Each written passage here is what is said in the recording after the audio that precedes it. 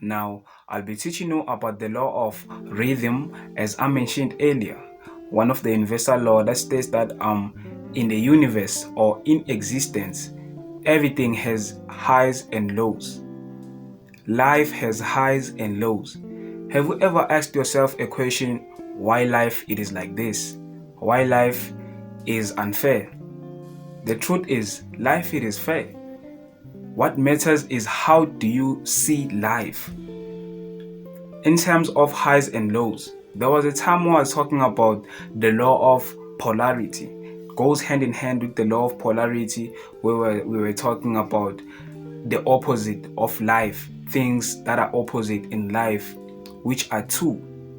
Everything in the universe goes by two.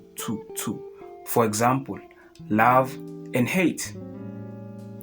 They are the different sides of the same coin. They just mean the same thing in different sides. Now, rhythm shows the movement of polarity, how it operates in the universe, the movement, which is in a form of a cycle. For example,